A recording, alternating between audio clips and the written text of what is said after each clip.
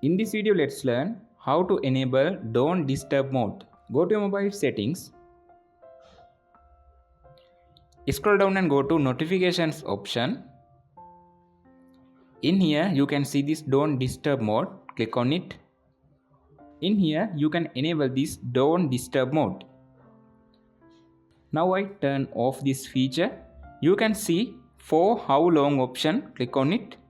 You can set a time to activate this Don't Disturb mode. I will show you second method to activate this Don't Disturb mode. Swipe down your notification bar. In here you can see this Don't Disturb option. Click on it. In here you can enable this Don't Disturb mode like this.